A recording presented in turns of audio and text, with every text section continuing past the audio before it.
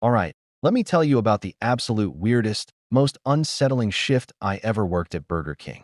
I was a teenager, maybe 16 or 17, and this was my first job. Usually, the late shift was pretty chill, just me, my manager, and a couple of other crew members cleaning up and serving the last few drive-thru customers. But this one night, everything felt off. It was just past 10 o'clock, almost closing time, when the drive-thru sensor dinged. No big deal. I put on my headset and said the usual. "Welcome to Burger King. How can I help you?" For a solid 10 seconds, there was just dead silence. I was about to repeat myself when a voice crackled through, low and raspy, like someone was trying to whisper but was also straining. All he said was, "One Whopper. No cheese." Okay, simple enough. I put in the order and told him the total. Again, silence. Then, a few seconds later, the same raspy voice said, "I'll be right there." The way he said it sent a shiver down my spine. It wasn't a normal confirmation. It sounded more like a threat. I tried to shake it off. I mean, it's just a drive-thru, right? People are weird. I went over to the payment window and waited. A few moments later, this ancient, beat-up sedan rolled up, the kind with rust spots all over and one headlight flickering like a dying candle. The driver's side window was already rolled down, and sitting there was a man who looked like he hadn't slept in a week. His eyes were wide, bloodshot, and they were locked right onto me. He had this thin, unsettling smile on his face, but it didn't reach his eyes at all. He just stared at me. He didn't say a word, didn't hold out any money. He was just watching. It felt like an eternity, but it was probably only 10 or 15 seconds. My heart started pounding in my chest. I finally managed to squeak out, "That'll be $5.49, sir." Without breaking eye contact, he slowly reached into his pocket and pulled out a crumpled $5 bill and a handful of change. He didn't hand it to me. He placed it, coin by coin, on the little ledge of the window, his movements deliberate and slow. The whole time, that creepy smile never left his face. I quickly scooped up the money, my hand shaking a little, and gave him his change. I turned to grab his food from the warming chute. When I turned back, he was still there, but now he was holding something up. It was a small, hand-drawn picture on a piece of greasy napkin. It looked like a child's drawing, but it was horrifying. It was a stick figure, but it had these long, sharp teeth and huge, blacked-out eyes. Next to the figure, he'd drawn a crude picture of the Burger King building, with big red X's all over it. My blood ran cold. I just froze, holding his bag. What do you even do in that situation? He just held the drawing up to the window, his smile getting wider, and then he let it drop onto the ground outside his car. He finally took the bag from my hand, his fingers brushing against mine for a split second. His skin was cold and clammy. He didn't say thank you. He just said, in that same raspy whisper, "See you again soon." Then, he slowly, and I mean slowly, pulled away from the window, his eyes still on me in his rearview mirror until he turned out of the parking lot and disappeared into the night. I immediately locked the window and ran to my manager, completely freaked out. We checked the security cameras, but the guy's license plate was covered in mud and impossible to read. We called the non-emergency line, but there wasn't much they could do. He hadn't technically done anything illegal. For the rest of my time working there, every time the drive-thru sensor went off late at night, my stomach would drop. I was terrified I'd hear that raspy voice again. Thankfully, I never saw him again. But I will never, ever forget that face or that creepy drawing on the napkin. It was, without a doubt, the scariest customer I ever had. Thanks for watching, and if you have any creepy work stories, I'd love to read them in the comments. Don't forget to like and subscribe for more stories. Stay safe out there. Have you ever gotten that weird, unsettling feeling at a fast food joint late at night? That feeling like you're the only real person there, and everyone else is just part of the scenery? Well, I had an experience at a Burger King a few years back that I still can't explain, and it's completely changed how I see those places. It was one of those miserable, rainy Tuesday nights. I was driving home late from a project, absolutely exhausted and starving. Most places were closed, but the glowing sign of a Burger King on a deserted stretch of highway was like a beacon. I pulled into the empty parking lot, relieved. The place looked a little dated, with that old-school design, but the lights were on, so I went in. The moment I stepped inside, the rain outside seemed to just stop. The air was still and strangely warm. The classic rock playing on the speakers was just a little too loud, a little too crisp. A single employee stood behind the counter, a middle-aged guy with a vacant smile plastered on his face. He didn't say, "Welcome to Burger King," or anything like that. He just stared at me, smile unwavering. Hi. Can I just get a Whopper combo with a Coke?" I asked, my voice echoing in the silent restaurant. He nodded slowly, never breaking eye contact, and his fingers tapped on the register with an unnatural rhythm. It was like he was performing a pre-programmed sequence. He didn't ask if I wanted cheese or anything. He just took my card, slid it, and handed it back, all with that same creepy, fixed smile. As I waited, I looked around. The place was spotless. Too spotless. Not a single stray crumb. No streaks on the tables, no smudges on the glass. It felt less like a restaurant and more like a museum exhibit of a restaurant. Then I noticed the other customers. There were 3 of them, sitting alone at different tables. A woman in a business suit staring blankly at her untouched burger. An old man in a flannel shirt holding a fry, but never eating it. A teenager with headphones on, bobbing his head, but his phone was dark. None of them moved. None of them blinked. They were like mannequins. My heart started to pound. This wasn't right. I wanted to bolt, to just leave my food and run back to my car, but I was frozen, caught in this bizarre tableau. The employee behind the counter called out, not with words, but with a single, sharp clap. My tray was sitting on the counter. The bag was perfectly folded, the drink glistening with condensation. I walked over, my legs feeling like lead. "Thanks," I mumbled, not expecting a reply. He just kept smiling. But as I turned to leave, I saw his reflection in the glass of the soda machine. For a split second, the smile was gone. His face was a mask of pure, agonizing terror. His eyes were wide, pleading. Then, just as quickly, the smile snapped back into place. I practically ran out of there, fumbling with the door. The moment I got outside, the sound of the pouring rain hit me like a wave. It had never stopped. I threw the food on the passenger seat and peeled out of the parking lot, my tires screeching. I drove for what felt like hours, not daring to look back. When I finally got home, I collapsed on my couch, my heart still racing. I never touched the food. The next morning, I threw the whole bag in the trash. I couldn't bring myself to even open it. A few weeks later, morbid curiosity got the better of me. I looked up that Burger King on Google Maps. There was nothing there, just an empty, overgrown lot. The Street View history showed it had been abandoned for at least a decade. So what did I see that night? A ghost franchise? A glitch in the Matrix?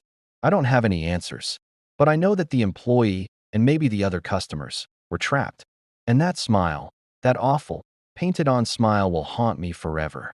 Sometimes, when I pass a fast food place late at night, I see it again in my mind. And I just keep driving. Thanks for listening to my story. If you've had any creepy experiences like this, I'd love to hear about them in the comments. Be sure to like and subscribe for more unsettling tales. Stay safe out there. Have you ever had that feeling, that sixth sense that something is just off, that tingling on the back of your neck that tells you you're being watched? I used to dismiss it as paranoia. Just my overactive imagination running wild. But not anymore, not after what happened to me. It all started on a Tuesday night. I was driving home late from a study session, my stomach growling louder than my car's engine. The golden arches of McDonald's were closed, but the familiar glow of a Burger King sign beckoned from across the street. Perfect. I pulled into the nearly empty drive-thru. A tired-sounding voice crackled through the speaker. "Welcome to Burger King. Can I take your order?" I ordered a Whopper combo, paid at the first window, and pulled up to the second. The guy who handed me my food was maybe in his early 20s, with lanky hair and eyes that seemed a little too intense. He held onto my bag for a fraction of a second too long, his fingers brushing against mine. "Have a great night," he said, but his smile didn't quite reach his eyes. I just mumbled a thanks and drove off, eager to get home and eat. I didn't think anything of it. It was just a weird interaction, right? The next week, same situation. Late night, empty stomach. I found myself at the same Burger King. As I pulled up to the second window, my heart skipped a beat. It was him again. "Back so soon?" he asked, that same unsettling smile on his face. "Must be a fan of our burgers." I forced a laugh. "Something like that." This time, as he handed me the bag, he said, You have a really nice smile. You know that? I was taken aback. It was a little forward, but I tried to brush it off as an awkward attempt at a compliment. I just said thanks and sped out of the parking lot, feeling a strange sense of unease. The following week, I decided to avoid that Burger King altogether. I went out of my way to find a different fast food place, even though it added 15 minutes to my drive. I thought that would be the end of it. I was wrong. A few days later, I was walking out of a grocery store in a completely different part of town when I saw him, the Burger King guy. He was just standing by his car, staring directly at me. My blood ran cold. It couldn't be a coincidence. He was miles away from the restaurant. He gave me a slow, deliberate wave. I didn't wave back. I practically sprinted to my car, my hands fumbling with the keys.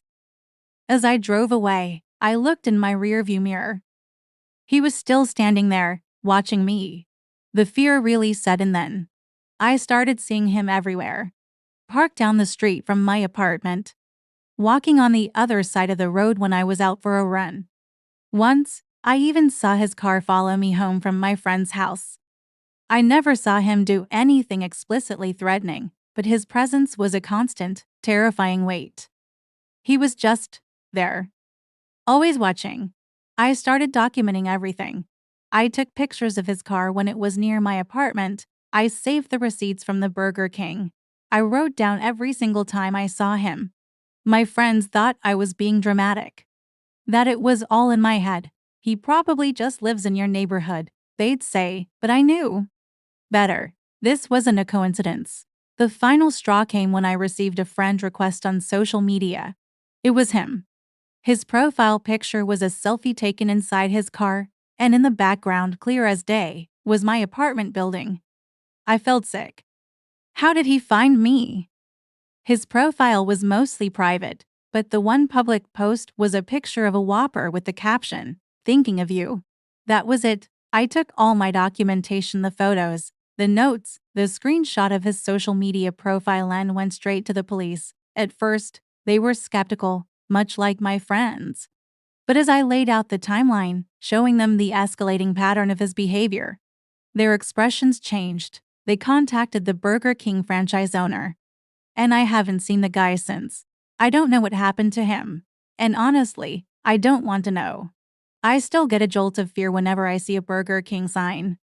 I can't even eat a burger without that cold, creeping feeling returning.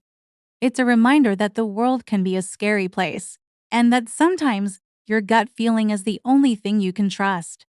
So if you ever feel like you're being watched, don't dismiss it. Trust your instincts. It might just save you. Thanks for listening. And please, stay safe out there. Have you ever been shopping late at night when the store is almost empty? It feels a little strange, right? Like you have the whole place to yourself. That's what I thought one Tuesday evening when I had to run to Walmart for some last-minute school supplies for my daughter. It was almost 10 o'clock, the lights were buzzing, and the aisles were long, silent corridors. I grabbed a cart and headed straight for the school supplies section. It was completely deserted, which was a relief. I found the specific glitter glue my daughter insisted she needed and a fresh pack of construction paper. As I turned to leave the aisle, I saw him. A man, standing at the far end, just watching me. He was tall, wearing a plain gray hoodie, and his face was mostly hidden in shadow. It was unsettling, but hey, it's a public place. I brushed it off and pushed my cart towards the grocery section. I needed milk and bread, the usual stuff. I turned down the dairy aisle, and my heart skipped a beat. There he was again, at the opposite end, by the yogurts, just standing there. Not looking at products, not checking a list, just staring in my direction. This was starting to feel less like a coincidence. I grabbed the milk as fast as I could, my hands feeling a little shaky, and practically jogged to the next aisle over. I told myself I was being paranoid. Maybe he was waiting for someone. Maybe he was just spacing out. I tried to focus on my list. Cereal. I went down the cereal aisle, keeping my eyes peeled. And sure enough, at the end of the aisle, partially obscured by a promotional display, was that same gray hoodie. This time, I was sure he was looking right at me. A cold dread started to creep up my spine. This wasn't normal. I abandoned my list. All I wanted was to get out of there. I started pushing my cart towards the checkout lanes at the front of the store, moving much faster now. My heart was pounding in my chest. I didn't dare look back. I just kept my eyes fixed on the bright lights of the registers. But I couldn't shake the feeling, that sixth sense, that I was being followed. As I rounded the corner from the pet food aisle, he was there again. This time, he was much closer. He was standing in the main thoroughfare, blocking my direct path to the checkouts. He wasn't moving. He was just watching me approach. The store suddenly felt huge and terrifyingly empty. There were no other shoppers in sight. No employees. Just me, my rattling cart, and the man in the gray hoodie. I stopped. My mind was racing. Should I scream? Should I run? I quickly changed direction, darting down the pharmacy aisle, hoping to loop around. My cart felt clumsy and loud. I glanced over my shoulder, and he had turned and was now walking slowly, deliberately, in my direction. That's when true panic set in. This was real. I was being hunted in the middle of a Walmart. I ditched the cart. It crashed into a shelf of vitamins, and I didn't care. I just ran. I sprinted past the cosmetics, through the clothing section, my footsteps echoing in the cavernous space. I could hear other footsteps behind me, steady and unhurried, which was somehow even more terrifying. I saw the bright red sign for the checkout lanes ahead. A single lane was open. A cashier with a bored expression was scanning items for the only other customer I had seen all night. I didn't slow down. I ran right up to them, gasping for breath. I probably looked insane. I turned back, and the man was gone. The aisle I had just come down was empty. It was as if he had vanished into thin air. I quickly paid for the glitter glue and construction paper, my hands trembling so much I could barely get my card out of my wallet. I didn't say a word to the cashier. What would I even say? I practically ran out to my car, locked the doors, and sped out of the parking lot. To this day, I have no idea who that man was or what he wanted. But I've never gone shopping late at night again. Sometimes, the most terrifying monsters are the ones you find in the most ordinary places. Thanks for listening. Stay safe out there. Have you ever been the last person in a store at night? The lights are dimming, the staff are rushing to close up, and you get that weird feeling you're being watched. Well, imagine that, but 100 times worse. This is a story I heard from an overnight stalker, a guy named Leo, who worked at one of those massive 24-hour Walmarts out in the middle of nowhere. Leo said the job was usually boring. Just him, a couple of other stalkers, and a manager, wandering the massive, empty aisles under the humming fluorescent lights. But there were rules. Weird rules. The most important one was, be out of the main store area and in the break room by 3 a.m. No exceptions. The automatic doors would lock, and the store would go into a sort of deep sleep mode for 1 hour. One night, Leo was in the pet food aisle, totally lost in his music, jamming out while stacking heavy bags of dog food. He lost track of time. Suddenly, his music cut out. Dead silence. He pulled out his phone. 3:02 a.m. A cold dread washed over him. He was late. He was still on the sales floor. He started power walking towards the back, his footsteps echoing unervingly in the vast, quiet space. Then he heard it. A faint, tinny sound. It was music, not from the store's speakers, but from the toy aisle. It sounded like an old-fashioned music box, a creepy, tinkling melody that made the hairs on his arms stand up. Against his better judgment, he crept towards the sound. As he rounded the corner into the toy aisle, the music stopped. He stood there, heart pounding in his chest, surrounded by the vacant, plastic stares of dolls and action figures. That's when he saw it. Down the aisle, a single rocking horse, one of those old wooden ones, was slowly, gently, rocking back and forth. All by itself. He didn't scream. He didn't even breathe. He just backed away, slowly at first, then turned and ran. He sprinted through the empty grocery section, past the dark checkout lanes, and slammed his shoulder into the employee door leading to the back rooms. It was locked. He was trapped. From the main store, he heard a new sound. A metallic scraping. It was slow, rhythmic. Scrape, drag, scrape, drag. It was getting closer. Leo frantically fumbled for his walkie-talkie, his hands shaking so badly, he almost dropped it. He keyed the mic, his voice a choked whisper. Manager Mike, anyone. I'm locked out. I'm on the floor. The scraping stopped. The silence that followed was somehow even more terrifying. His walkie-talkie crackled to life. It wasn't his manager's voice. It was a distorted, gurgling sound, like someone trying to speak underwater. It whispered a single, chilling phrase. You should have been in the break room. Leo started banging on the door, screaming for help. He could hear the scraping start again, much closer this time. It was coming from the end of the main aisle, just out of sight. He closed his eyes, bracing for whatever was coming. And then, he heard the click of a lock. The employee door swung open. It was his manager, Mike, looking pale and furious. "Get in. Now," Mike hissed, yanking him inside and slamming the door shut. He shoved Leo into the brightly lit break room where the other two stalkers were huddled, looking terrified. "Are you crazy? What were you doing out there?" Leo tried to explain about the music box, the rocking horse, the scraping sound, but Mike cut him off. "We don't talk about what happens between 3 and 4 a.m. Ever. You got lucky. The store, it let you go this time." Leo quit the next day. He never found out what was making that scraping sound, or what the store did during its 1-hour lockdown. But sometimes, late at night, when it's too quiet, he swears he can still hear the faint, tinkling melody of that music box. It's a chilling reminder of the night the Walmart locked him inside. What do you think was happening in that store? Let me know your theories down in the comments. And if you enjoyed this story, be sure to hit that like button and subscribe for more creepy tales. Thanks for watching. I was working the night shift at Walmart, doing my usual routine of restocking shelves and trying to stay awake under the fluorescent lights. The store was practically a ghost town after 10 p.m. Just me, a couple of other stockers, and the occasional late-night shopper looking for a pint of ice cream or a frozen pizza. My section was the freezer aisle, a long, cold corridor of humming glass doors. It was always the chillest part of the store, but tonight it felt different. The cold felt like it was seeping into my bones. That's when I saw her for the first time. She was standing at the far end of the aisle, staring into one of the ice cream freezers. She was just a little girl, maybe 7 or 8, wearing a thin, pale blue dress that looked completely out of place for the weather, let alone the inside of a giant refrigerator. Her hair was long and dark, and she was barefoot. My first thought was that she was lost. I started walking towards her, my boots squeaking on the polished floor. "Hey there, little one," I said, trying to sound as friendly as possible.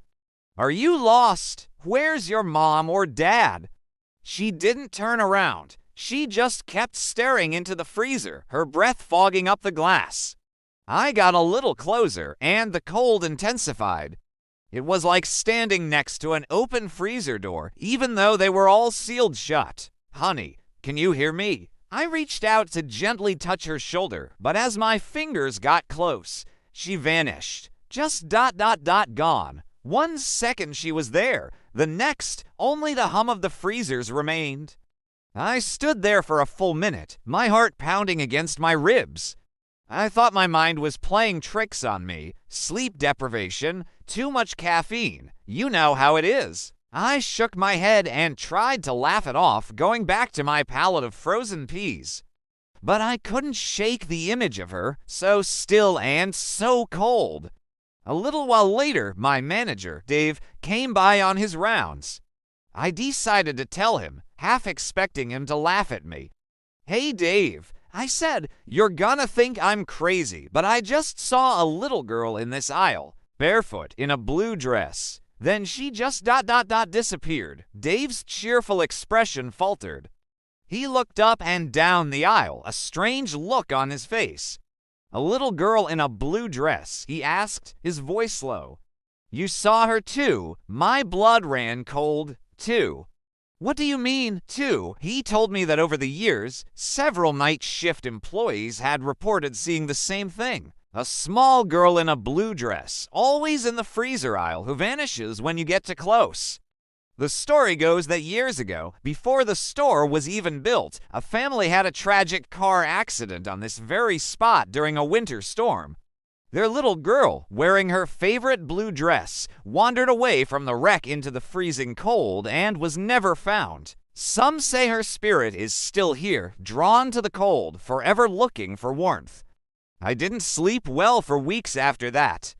Every time I worked the night shift, I'd feel a chill run down my spine as I approached the freezer aisle.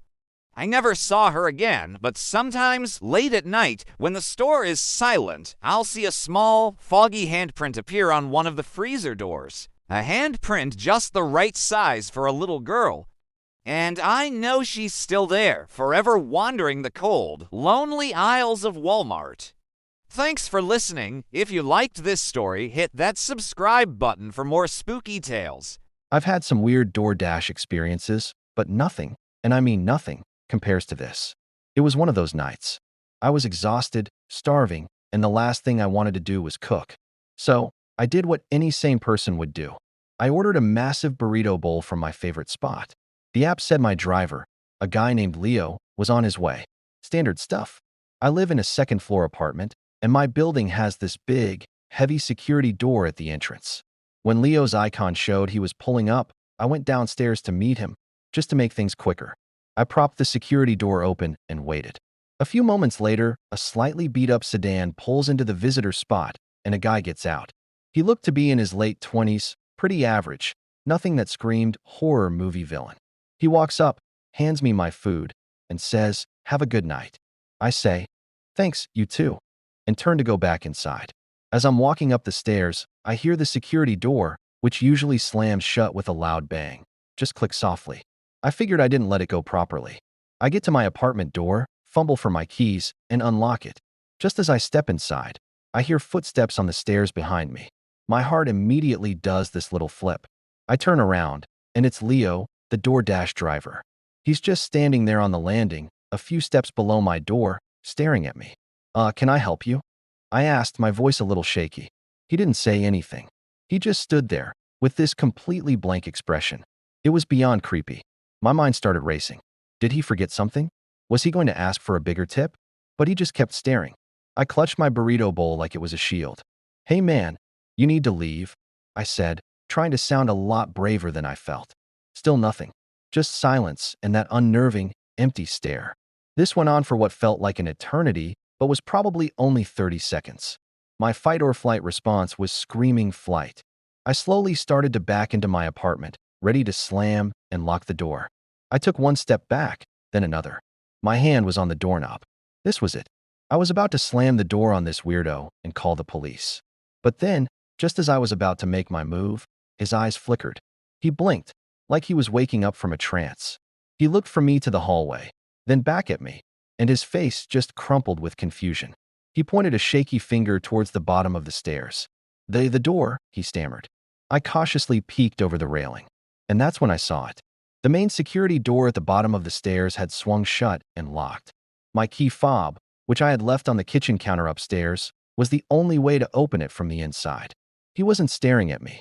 He was frozen in panic, realizing he was trapped in my apartment building's stairwell.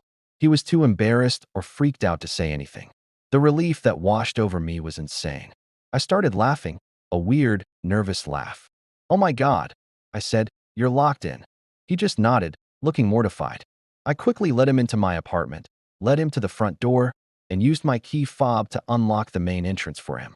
He couldn't stop apologizing on his way out. So yeah, my terrifying DoorDash horror story ended with me realizing I'd almost called the cops on a poor guy who was just having a really, really bad night at work. I gave him a 5-star rating and an extra $20 tip. He definitely earned it. Make sure you subscribe for more crazy stories. Thanks for watching. It was almost 3 in the morning, and I was wide awake, scrolling through my phone in the dark. Suddenly, my Ring doorbell went off. My heart jumped into my throat. Who on earth would be at my door at this hour? I live alone, and it's a pretty quiet neighborhood, so this was definitely not normal. I grabbed my phone, my hands shaking a little, and opened the Ring app. On the screen, a man was standing on my porch. He was wearing a DoorDash shirt and holding a takeout bag. I was so confused. I hadn't ordered any food. I hadn't even opened the DoorDash app in weeks. He just stood there, completely still, staring directly at the camera. A chill went down my spine. The silence was deafening. He didn't move a muscle, didn't even seem to be breathing. I watched him on the live feed for what felt like an eternity, but it was probably only a minute or two. Should I open the door? Should I speak through the intercom? I decided to wait, hoping he would just leave. But he didn't. He just kept standing there, a silent, unmoving figure on my porch. It was incredibly unsettling. Then, he slowly raised his hand and rang the doorbell again, a long, deliberate press. This time, I decided to use the intercom. "Hello? Can I help you?" My voice cracked a little. He didn't answer. He just lowered his head slightly, as if he was looking down at the bag, and then back up at the camera. The streetlights cast weird shadows on his face, making it impossible to see his expression clearly. I tried again, my voice a bit firmer this time. I didn't order any food. Still nothing. Just that unnerving silence. My mind was racing. Was this a prank? A mistake? Or something much worse? I checked my DoorDash account. No recent orders. I even checked my bank account. No strange charges. This was getting weirder and weirder. After another 2 minutes of him standing there like a statue, I was about to call the police. My finger was hovering over the call button. But then, as suddenly as he appeared, he turned around. He walked down the porch steps, got into a beat-up-looking sedan parked just out of the camera's main view, and drove away without his headlights on. He left the bag of food right there on my doormat. I waited a full 10 minutes after he was gone before I even considered opening the door. My heart was still pounding in my chest. Finally, I unlocked all 3 locks and cautiously peeked outside. The bag was still there. It was a plain brown paper bag, stapled shut. There was no receipt, no restaurant name, nothing. Just the bag. Against my better judgment, I brought it inside, locking the door immediately behind me. I had to know what was inside. I carefully tore the bag open. Inside was a single, white takeout box. I hesitated for a moment, then opened it. It was filled with rice, but there was something written on top, spelled out in what looked like ketchup or some kind of red sauce. It was a single word, soon. I swear, I almost fainted. I dropped the box, and rice spilled all over my kitchen floor. I didn't sleep at all that night.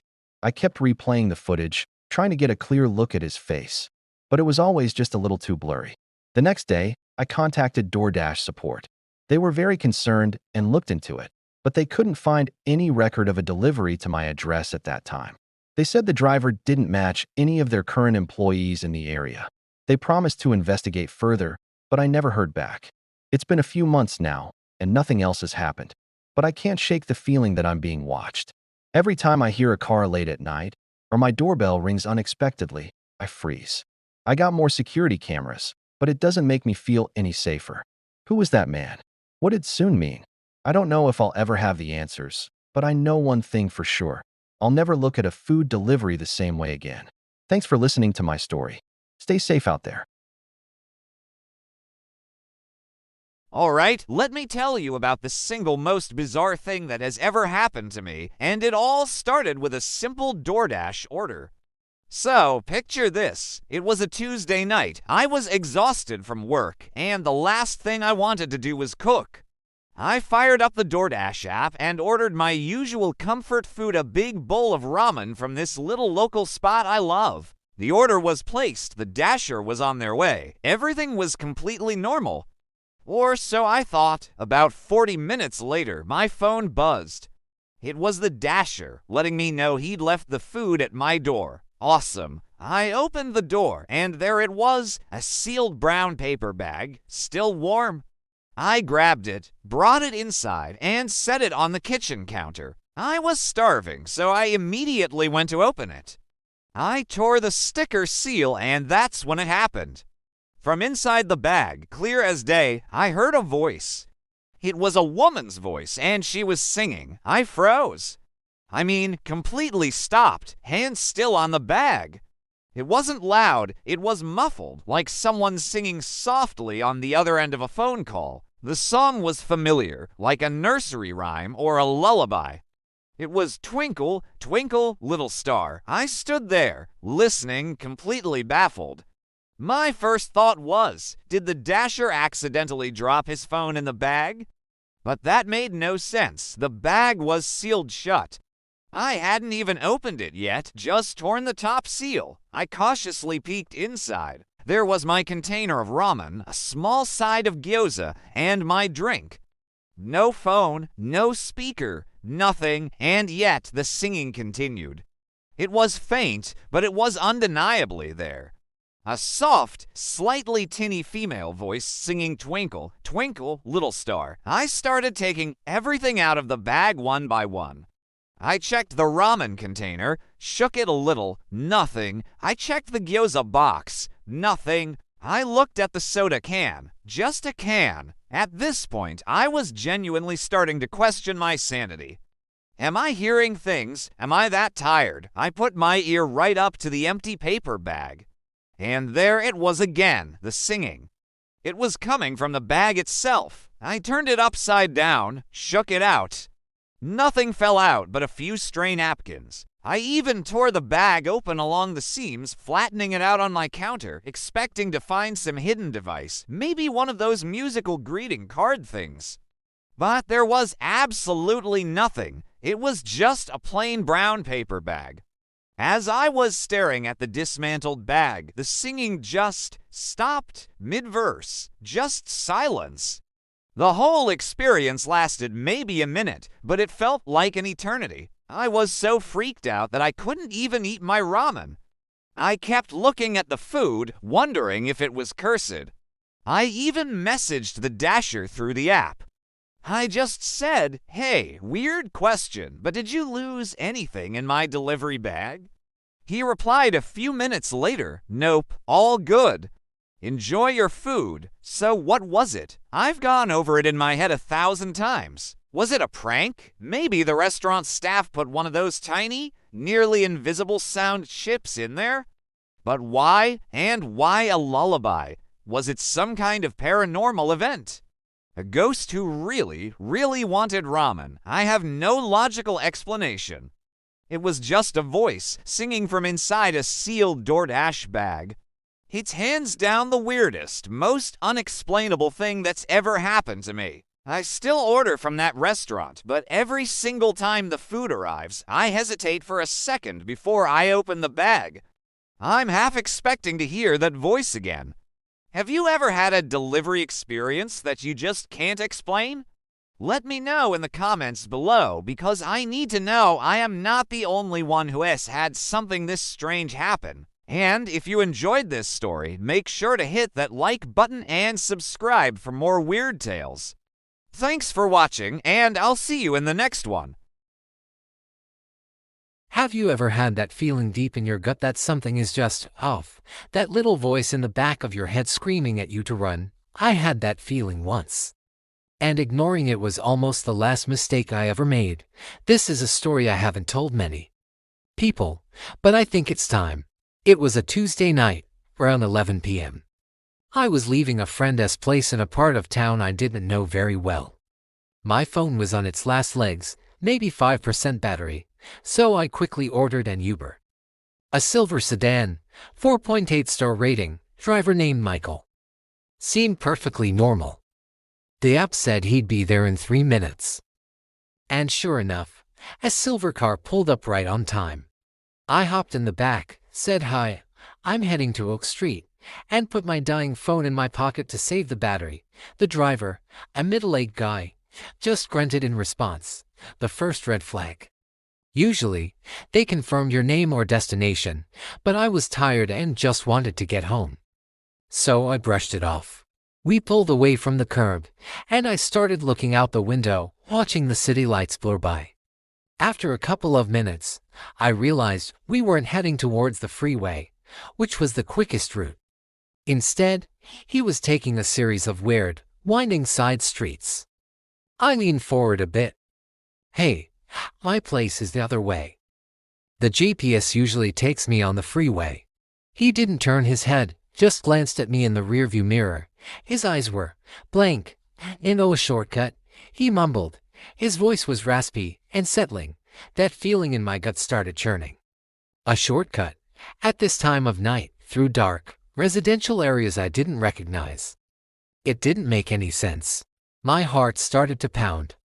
I tried to act casual, pulling out my phone to check the map.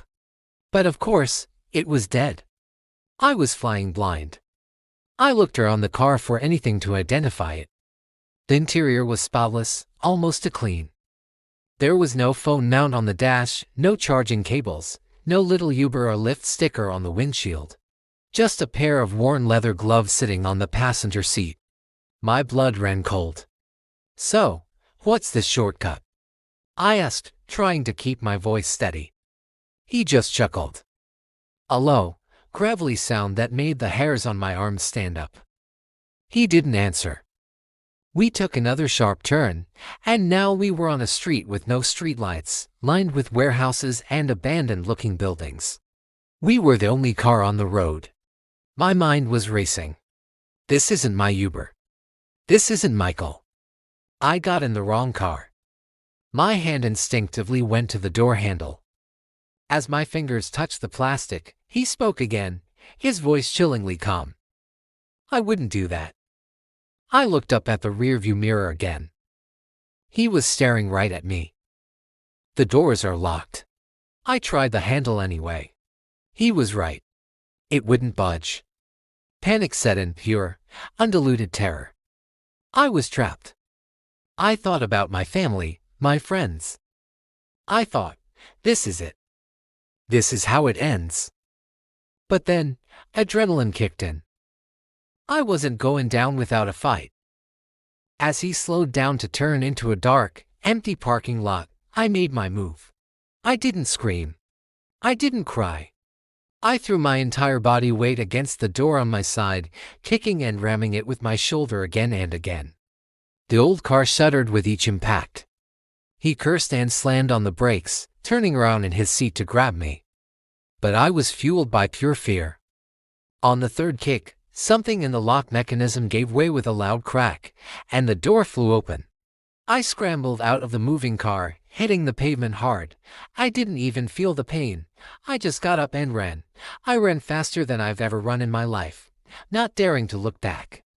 I could hear him yelling behind me, but I just kept going, sprinting towards a distant streetlight like it was a beacon of hope. I didn't stop until I burst into a 24-hour convenience store, gasping for air, my whole body shaking. The clerk called the police. I never found out who that man was or what he wanted. The real Uber, Michael, had apparently canceled the ride after I didn't show up. I had gotten into a random silver car that just happened to pull up at the exact same moment. The police took my statement, but without a license plate, there wasn't much they could do. So now, I triple-checked the license plate. I asked the driver for my name. I share my ride status with a friend. I learned the hard way that you can never be too careful. Always trust that little voice in your head. It might just save your life. Thanks for listening to my story. Stay safe out there, and remember to look out for each other. If you have a creepy rideshare story of your own, I'd be interested to hear it in the comments. Don't forget to like and subscribe for more content. See you next time. This happened a few years ago when I was driving for Uber part-time to make some extra cash.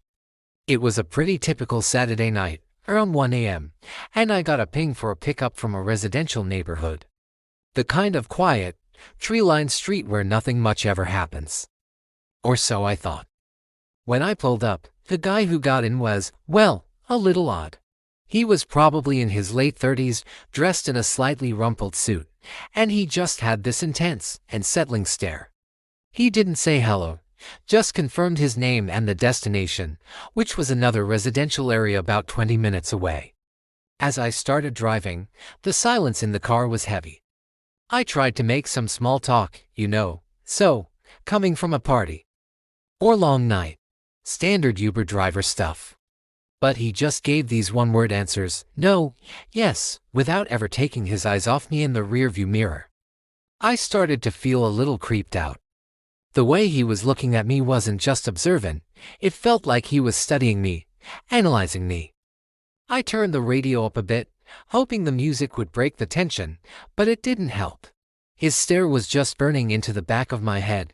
About 10 minutes into the ride, he finally spoke. He asked, "Do you live alone?" My blood ran cold. That is not a normal question to ask your Uber driver. I immediately lied. No.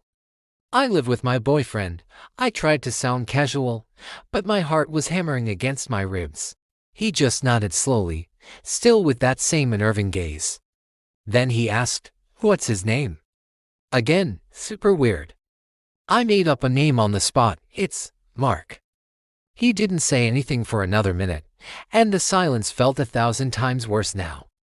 The GPS was telling me to turn onto a dark and lit side street to get to his destination.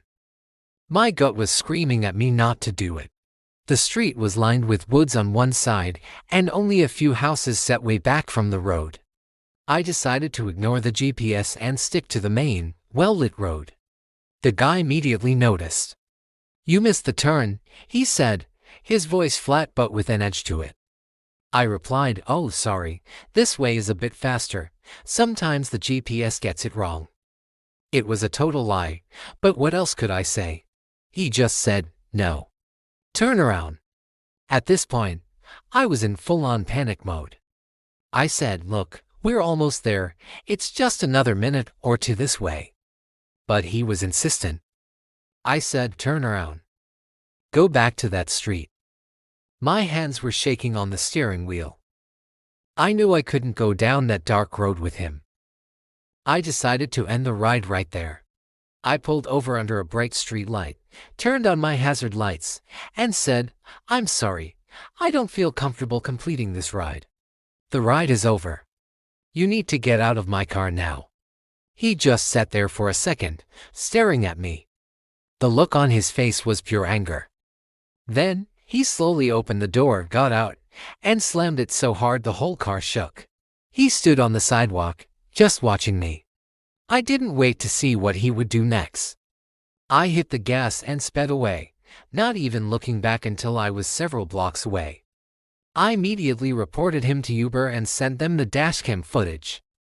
They were great about it and banned his account right away.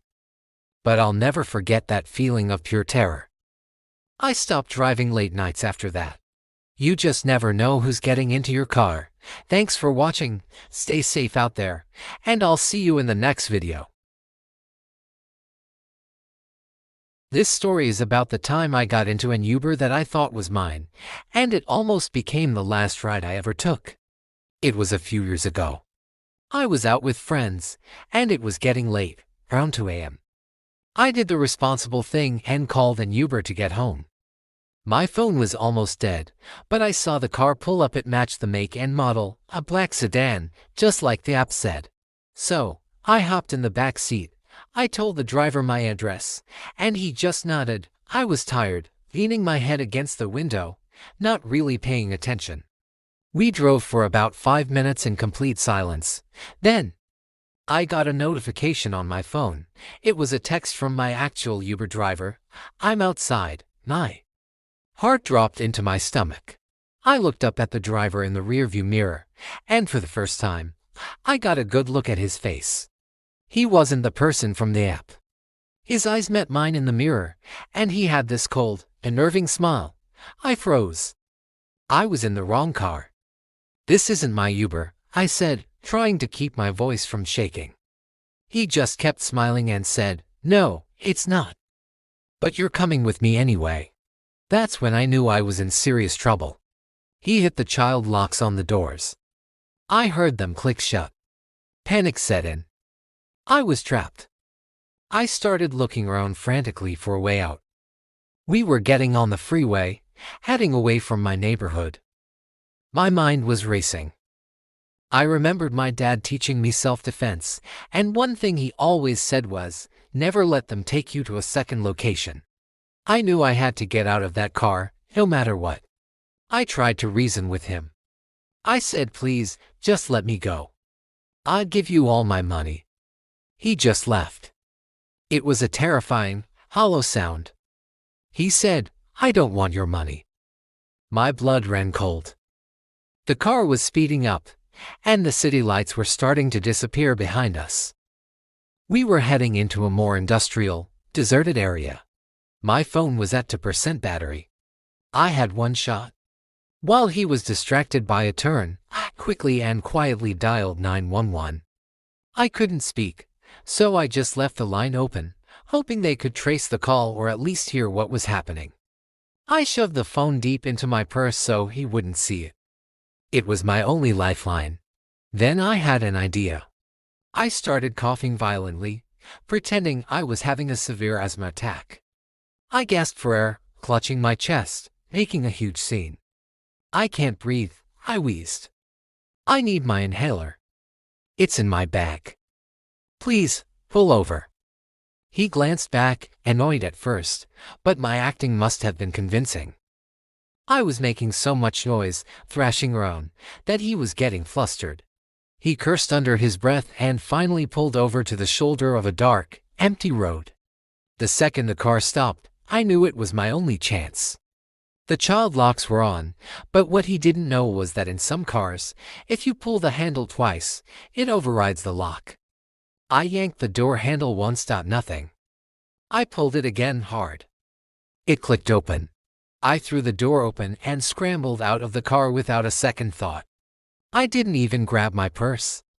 I just ran. I ran as fast as I could into the darkness, away from the road. I could hear him yelling behind me, the car door slamming shut. I didn't look back.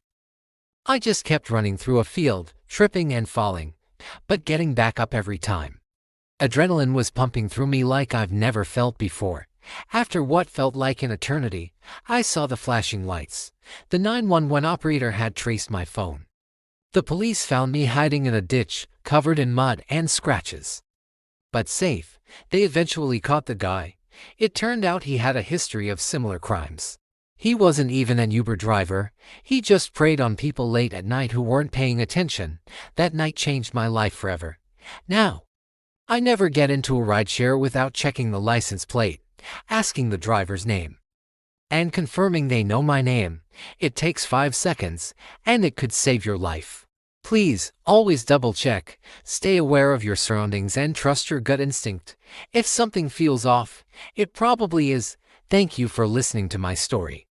I hope it serves as a reminder to always be careful, stay safe out there, and please subscribe for more stories.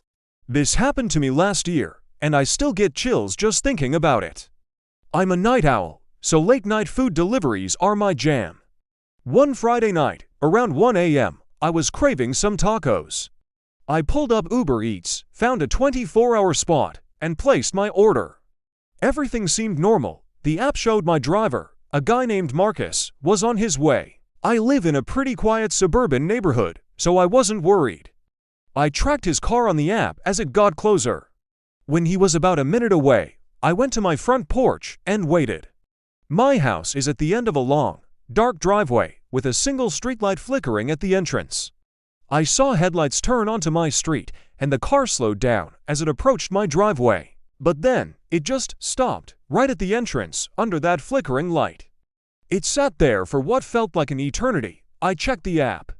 It still said Marcus is arriving now, but the car wasn't moving. I started to get a little uneasy. Maybe he was lost. I sent a message through the app. Hey, you're at the right place. Just come all the way down the driveway. No response. The little icon on the map didn't budge. I waited another 5 minutes. Nothing. The car's headlights were still on, cutting through the darkness, but it was just sitting there, engine idling. At this point, I was more annoyed than scared. I thought maybe his app crashed or something. I decided to call him. I tapped the call button in the app, and it started ringing. After a few rings, a man answered, but his voice was strange. It was raspy and quiet, almost a whisper. He said, "Hello," I said. "Hi, is this Marcus?" "My Uber Eats driver." There was a long pause. Then he whispered, "I'm here," I said. "Yeah, I see your car at the end of the driveway. Can you just drive up to the house?" Another long, unsettling pause. Then he said something that made my blood run cold. He whispered, "You should come get it. It's not safe for me up there." What? Not safe? My quiet little neighborhood. I asked him what he meant, my heart starting to pound. He just repeated, "It's not safe. There's something waiting for you." I was completely freaked out. I looked down my dark driveway, towards the car, and saw nothing, just the headlights. I told him I wasn't coming out there, and that he should just cancel the order. He didn't say anything. Instead, I heard a faint sound through the phone, like a soft, rhythmic tapping. Tap, tap, tap. Then he whispered, "It knows you're watching. It's right by your door." I swear, my heart stopped. I slowly backed away from my front door, which was all glass.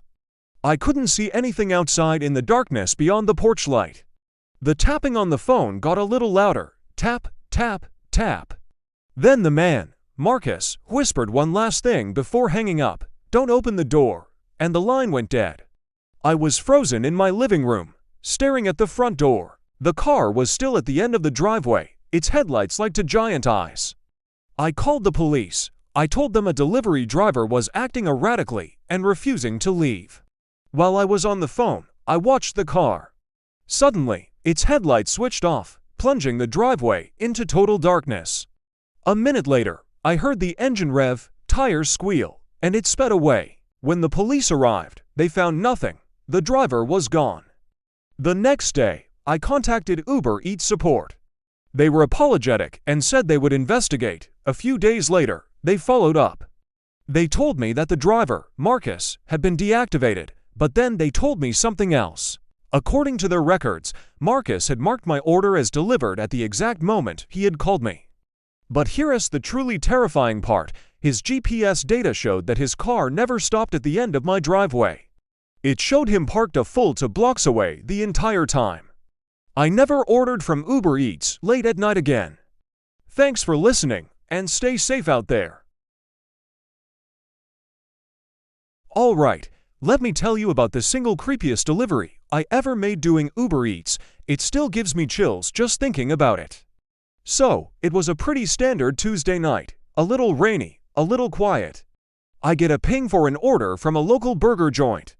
Nothing fancy, just a burger, fries, and a milkshake. The drop-off location was in a part of town I didn't know very well, one of those older neighborhoods with huge, spaced-out houses and lots of dark, overgrown trees. I pick up the food, and the name on the order is just J. No full name, just the initial, a little weird, but not unheard of. I plug the address into my GPS and head out. As I get closer, the streetlights become fewer and farther between. My GPS announces, "You have arrived," but I'm in front of this massive, old Victorian house that looks completely dark. I mean, not a single light on. The place looked like it had been abandoned for years. Peeling paint, boarded-up windows on the second floor, and a yard that was a jungle of weeds. The delivery instructions were simple. Leave at door. Do not ring bell, okay? Easy enough. I double-checked the address on the app and the number on the mailbox. It matches. So, I grab the food, walk up the creaky wooden steps, and place the bag by the front door. It's pitch black, and the only light is from my phone's flashlight. As I'm setting the food down, I notice the doorknob is one of those old, ornate brass ones. It's tarnished, but what's weird is that it's completely clean, like someone had just polished it, while the rest of the door is covered in grime and cobwebs. I take the picture for the app to confirm the delivery, and just as my phone's flash goes off, I hear a sound from inside the house. It's a faint scratching noise, like fingernails on a wooden floor. I freeze. My heart starts pounding. I tell myself it's just a raccoon or something that got inside. I finish the delivery on the app and turn to leave, practically sprinting back to my car. As I'm backing out of the long, dark driveway, I glance back at the house. In one of the second-floor windows, the one that I thought was boarded up, I see a faint light flicker on. It looks like a candle, and for just a split second, I swear I see a silhouette of a person standing there, watching me. I slam on the gas and get out of there as fast as I can. The next day, I couldn't shake the feeling of being watched. Out of sheer morbid curiosity, I looked up the address online. What I found made my blood run cold. The house had been the site of a famous unsolved mystery decades ago. A family had lived there, and one night, they all just vanished without a trace. The police found a half-eaten dinner on the table, but the family was never seen again. The house has been empty ever since. I checked my earnings for that night, and the tip from Jay came through. It was $1, but that wasn't the creepy part. A few minutes after the tip registered, I got a new message from the customer through the app. All it said was, "The milkshake was cold. I never delivered to that part of town again." Some things are just not worth a 5-star rating. Be careful out there, because you never know who or what you're delivering to. Thanks for watching, and if you have your own creepy delivery story, drop it in the comments. I'd love to read them. Stay safe, and I'll see you in the next one. Have you ever had one of those nights where everything just feels off? I'm an Uber Eats driver, and I've seen some strange things, but nothing prepared me for this one delivery. It was a stormy Tuesday, the kind where rain lashes against your windshield, and the world outside is just a blur of dark shapes and smeared lights. The order pinged on my phone, and it was a simple one, a large pepperoni pizza and a 2-liter soda. The destination, though, was what gave me the first shiver of unease. 13 Blackwood Lane. It was an address on the outskirts of town, in a neighborhood known for being old, abandoned, and according to local legends, seriously haunted. I figured it was probably just some kids trying to prank a driver, but a job's a job. I picked up the pizza, the warmth of the box a small comfort against the chilling night. As I drove, the neat suburban streets slowly gave way to a winding, unlit road. Trees with twisted branches loomed over my car like skeletal fingers. My GPS finally announced, "You have arrived," and there it was. The house at 13 Blackwood Lane. It was a massive, Gothic-looking thing, straight out of a horror movie. Most of its windows were boarded up, and the paint was peeling off in long, curling strips. A single, dim light glowed from a window on the top floor. Taking a deep breath, I grabbed the pizza and soda and walked up the creaking wooden steps. The porch groaned under my weight. The instructions on the app just said, "Leave at door," simple enough. I placed the food down, took the confirmation photo, and was about to turn and run back to my car when I heard it. A faint scratching sound from inside the house, right behind the door. I froze. It stopped. I told myself it was just the wind or a rat. I started to back away slowly, then I heard a voice. A little girl's voice, whispering, "Did you bring my dinner?" My heart leapt into my throat. The whisper was so close, it sounded like she was right on the other side of the thin wooden door. I didn't answer. I just wanted to get out of there. But as I turned, the porch light, which hadn't been on a second ago, flickered to life, bathing the porch in a sickly yellow glow. And that's when I saw it, scratched into the wood of the door, just above the doorknob, were the words, "Help US." They looked fresh. I felt my blood run cold. I didn't wait for another invitation. I bolted. I didn't even look back. I just sprinted to my car, fumbling with the keys, my hands shaking uncontrollably. I threw the car into drive and sped away, my tires squealing on the wet asphalt. As I glanced in my rearview mirror, I saw something that will haunt my dreams forever. In that single, lit window on the top floor, a small, shadowy figure of a girl was standing there, watching me leave. I drove straight home, my heart pounding the entire way. I immediately canceled the order and reported the address to Uber support, telling them it was unsafe. They were understanding, but I don't think they grasped the sheer terror of what I experienced. I never took another delivery on the outskirts of town again. Sometimes, late at night, I still think about that house. I think about the scratching sound, the desperate message carved into the door, and the little girl's whisper. Who was she? What did she want? I'll never know, and honestly, I don't want to. Some doors are best left unopened, and some deliveries are best left undelivered. So, if you're ever driving for a food app and you get an order for a creepy, run-down house on a stormy night, maybe just cancel it. Trust me, it's not worth the tip. Thanks for listening to my story. Stay safe out there, and be sure to subscribe for more strange tales from the road. The air was thick and heavy, that kind of late summer humidity that sticks to your skin. My friends, Chloe and Ben, and I had been planning this camping trip for months. We found a secluded spot deep in the national forest, miles from the nearest road. The first day was perfect. We set up our tents, built a roaring campfire, and told stories until the stars blanketed the sky. Everything felt right, peaceful even. It was on the second night that things started to get strange. It began with a sound, a low, rhythmic thumping that seemed to come from the dense woods surrounding our clearing. At first, we dismissed it. Probably an animal, a woodpecker, maybe a deer. But the sound was too consistent, too deliberate. Thump, thump, thump, like a slow, giant heartbeat. We tried to ignore it, turning up our music, laughing a little louder than necessary. But the thumping persisted, a steady, unnerving bass line to our forced cheerfulness. As the moon climbed higher, another sound joined the first.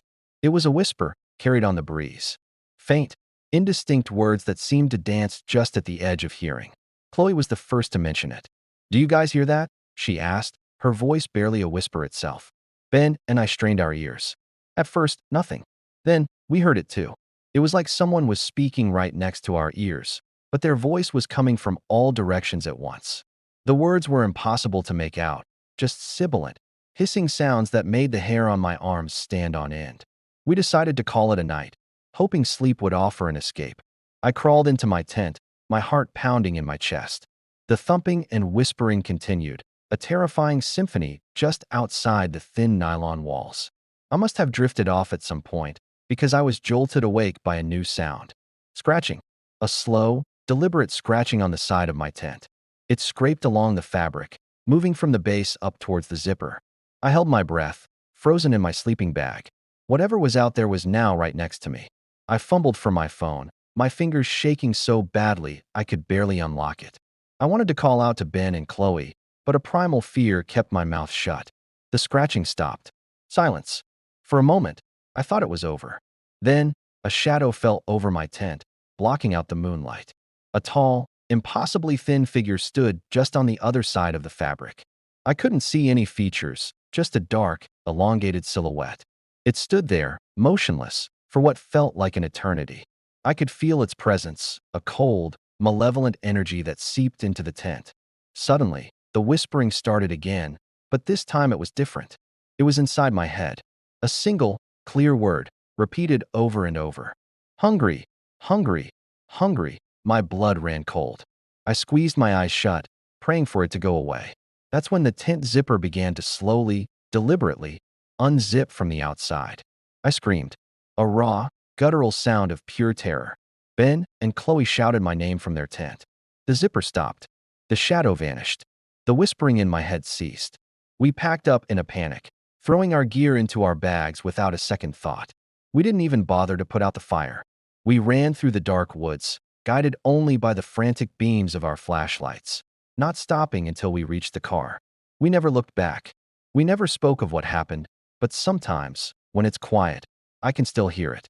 That slow, rhythmic thumping, and a voice in my head whispering a single, terrible word. Thanks for listening. And if you have your own creepy stories, share them in the comments. Don't forget to like and subscribe for more. Stay safe out there. My dad always said camping builds character. He loved the woods, the smell of pine, the crackle of a campfire. Me? Not so much. But when he suggested a father-son trip, just the two of us, I couldn't say no. We hadn't done anything like that in years. We drove for hours, deep into a state forest I'd never heard of. The further we went, the more the paved roads turned to gravel, then to dirt tracks barely wide enough for his truck. By the time we stopped, the sun was already dipping below the treeline, painting the sky in shades of orange and purple. Perfect spot, he announced, gesturing to a small clearing by a slow-moving creek. It was remote. The silence was the first thing I noticed. Not the peaceful kind, but a heavy, watchful quiet.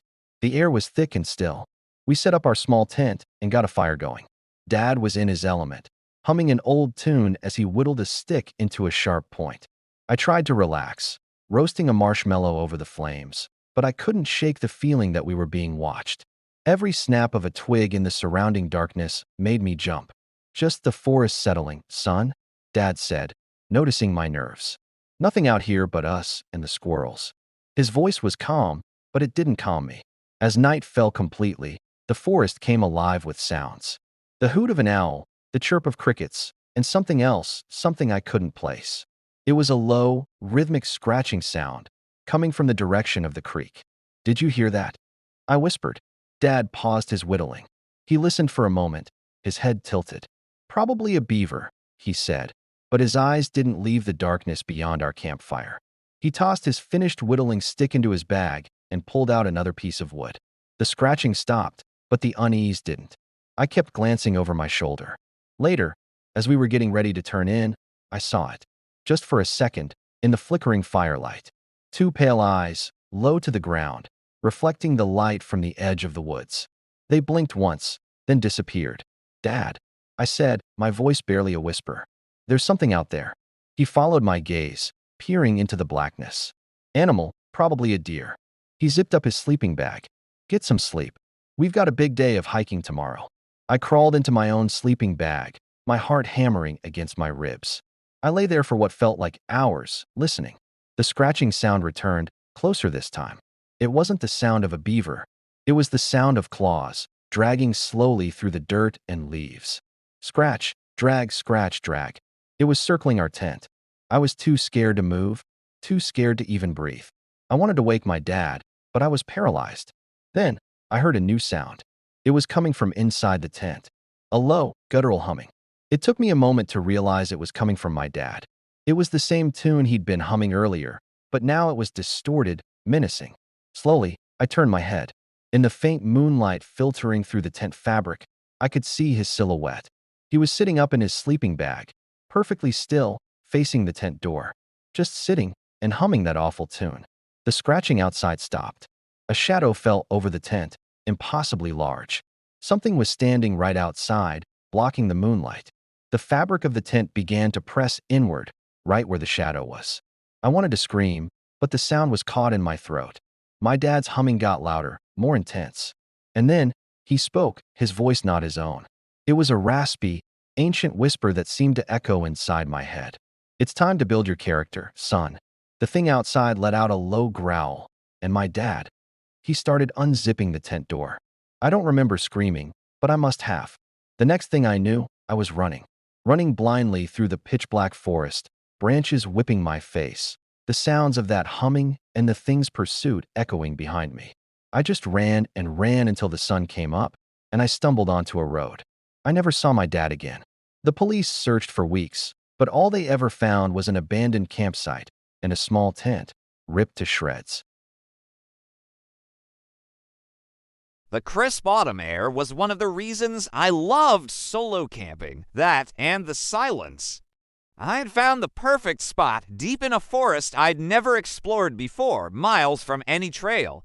I set up my small tent, built a modest fire, and settled in as the sun dipped below the tree line, painting the sky in shades of orange and purple. The only sounds were the crackling fire and the gentle rustle of leaves. It was perfect. That's when I heard the first noise that wasn't mine. It was a whistle, not a bird, not the wind. It was a clear human whistle carrying a simple, repeating tune. It sounded distant, maybe a quarter-mile away.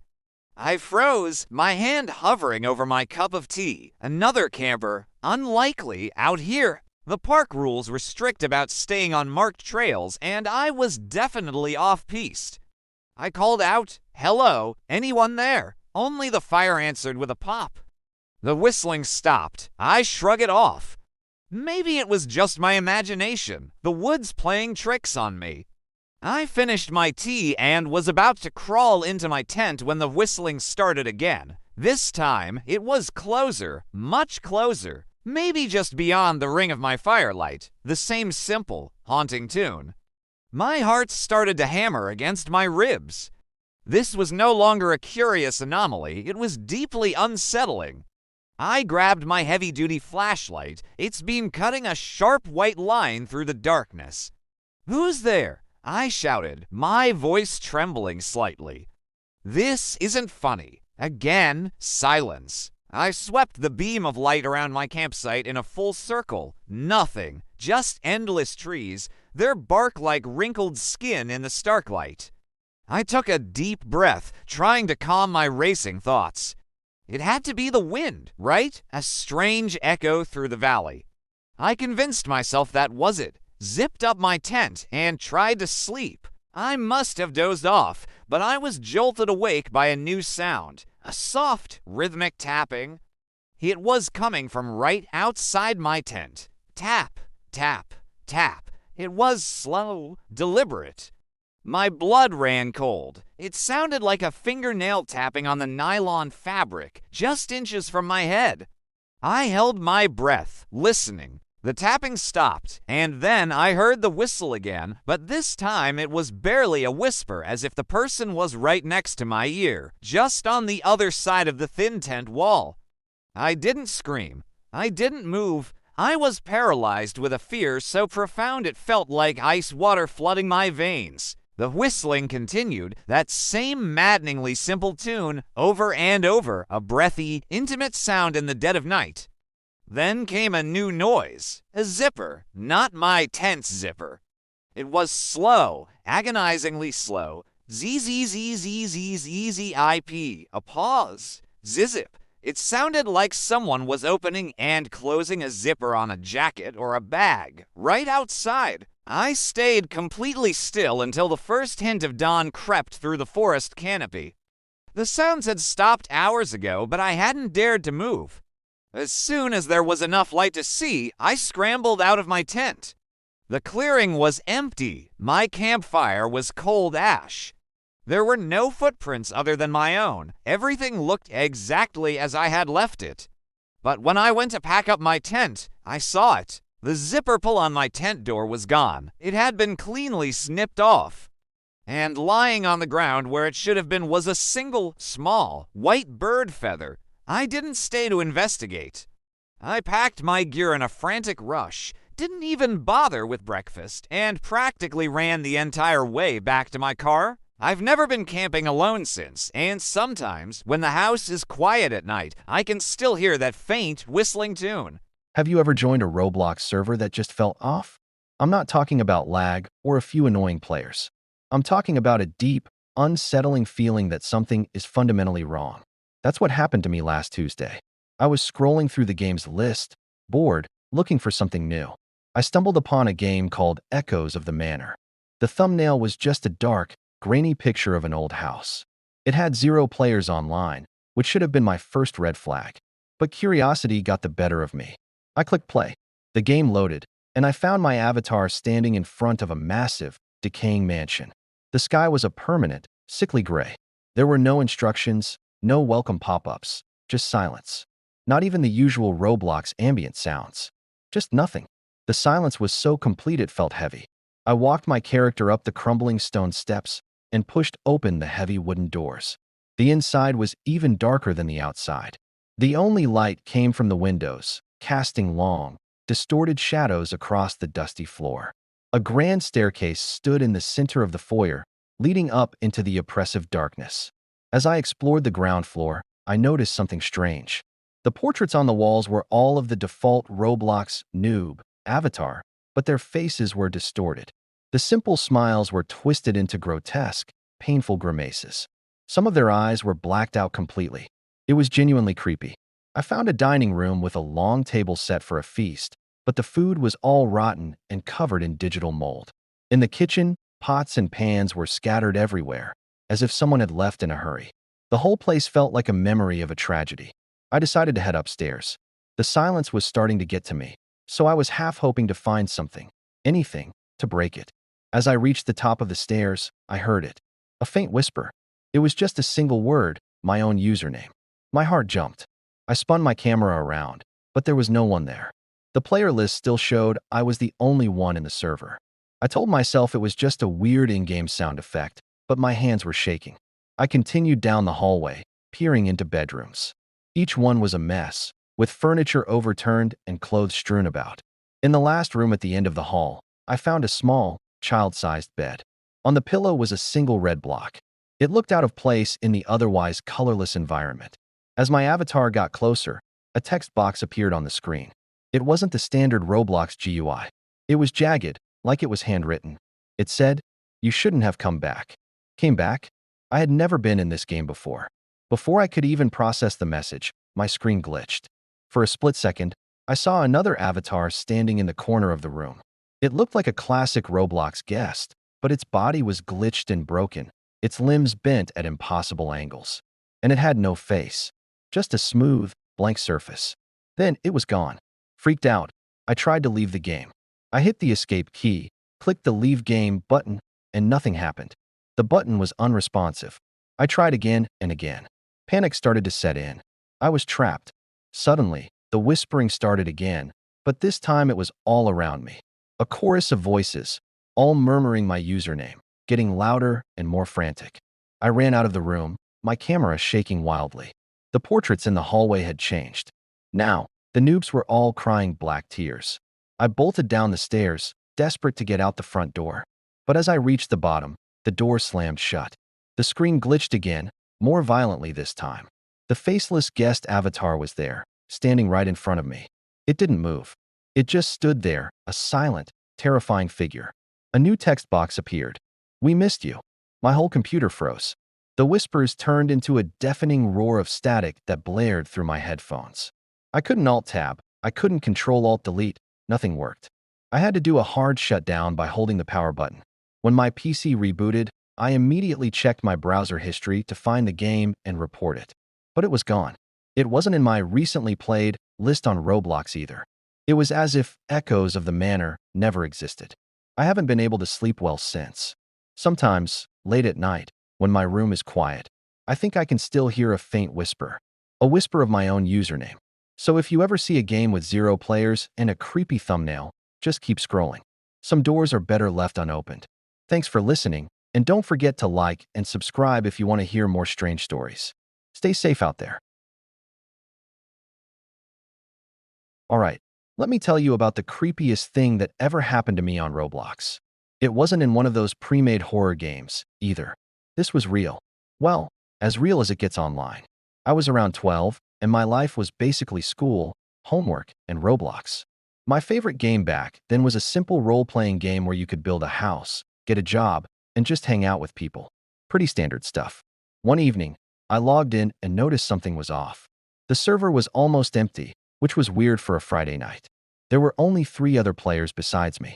One of them had a really strange username, just a random string of numbers and letters. Their avatar was just the default gray dummy, no clothes, no hair, nothing. I figured it was just a new player and didn't think much of it. I went to my virtual house, a little cottage I had spent weeks decorating. But when I got there, the door was already open. I thought maybe I'd forgotten to close it last time.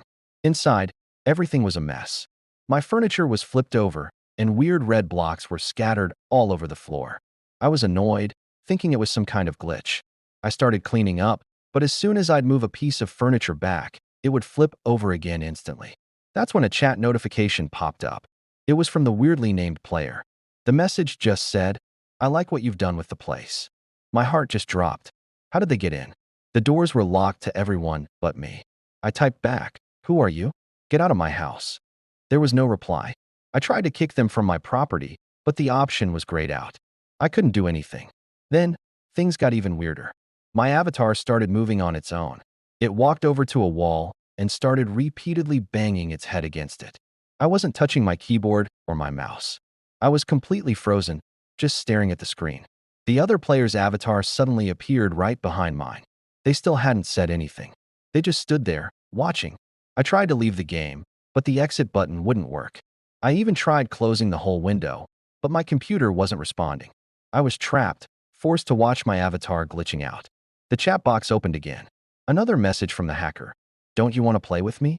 Then, my avatar was teleported to a dark, empty space. It was just a black void. The only other thing there was the hacker's gray avatar, standing a few feet away. Suddenly, hundreds of copies of their avatar appeared, surrounding me. They all started walking towards my character, closing in. The chat was flooded with the same message over and over. "We just want to play." I was genuinely terrified. I did the only thing I could think of and held down the power button on my computer until it shut off completely. I sat there in the dark, my heart pounding. I didn't touch Roblox for a month after that. When I finally got the courage to log back in, I went to check out that role-playing game. It had been deleted, vanished completely. I searched for it, but there was no trace it ever existed. I never saw that player again, but I'll never forget that night. It taught me that sometimes, the scariest monsters aren't in the games, they're the people playing them. Thanks for listening, and be careful out there. All started on a pretty normal Tuesday. I was bored scrolling through games when I found one with a weirdly low player count, like only 3 people were in it. The game was called The Whispering Manor. The thumbnail was just a dark, grainy picture of an old house. Super original, right? But something about it just pulled me in. I loaded in, and the atmosphere was instantly creepy. It was dark, a storm was raging outside, and the only light came from a flickering fireplace in the grand hall of this massive, dusty mansion. The other 2 players were already there, their avatars huddled by the fire. We didn't talk, just exchanged a few waves. The objective was simple: find a key to escape the manor before sunrise. Classic horror game stuff. We decided to split up to cover more ground. Bad idea. I know. It's rule number 1 in any horror movie. I took the upstairs hallway, which was lined with creepy portraits whose eyes seemed to follow me. As I walked, I started hearing faint whispers. I figured it was just the game's sound effects, trying to be spooky. But then, the whispers started to sound like my own username. Chills, literal chills down my spine. I tried to type in the chat, asking if the others heard it too, but my chat was disabled. A message popped up. You can't talk, only listen. Okay, now I was genuinely freaked out. I pushed open a door at the end of the hall and entered a child's bedroom. A single rocking horse was swaying back and forth in the center of the room, but there was no wind. It just moved on its own. Suddenly, a notification appeared on the side of my screen. Player 2 has left the game. Then, a moment later, another one. Player 3 has left the game. Great, now I was completely alone. Or so I thought. The whispering grew louder, more distinct. It wasn't just my username anymore. It was saying things it couldn't possibly know. It mentioned my dog's name. It talked about the poster I have on my bedroom wall. My heart was hammering in my chest. This wasn't just a game anymore. I spun my camera around, frantically looking for the source, and that's when I saw it. Standing in the doorway was an avatar. It looked like a default Roblox character, but it was glitched out, its limbs twisted at unnatural angles, and it had no face. Just a smooth, blank surface. I tried to leave the game. I hit the escape key, clicked the leave button, but nothing happened. The button was grayed out. A new chat message appeared on my screen, not from the system, but from this thing. It said, "You can't leave? You're part of the story now." My character was frozen in place. The faceless avatar slowly glided towards me, the whispering turning into a deafening roar in my headphones. My screen started glitching, turning red and black. Just as the figure reached me, my entire computer shut down. Not a blue screen, not an error message, just black, dead. It took a full minute for me to get my PC to reboot. When it finally came back on, I immediately checked my Roblox history. The game, the Whispering Manor, wasn't there. It was gone. It was like it never existed. I searched for it, but nothing came up. I haven't been able to find it since. Sometimes, when I'm playing other games, I think I hear a faint whisper. And I swear, for just a split second, I'll see a glitched, faceless avatar standing in the distance before it disappears. So, if you ever see a game called The Whispering Manor, do yourself a favor and just keep scrolling. Thanks for listening, and don't forget to like and subscribe for more spooky stories. Stay safe out there.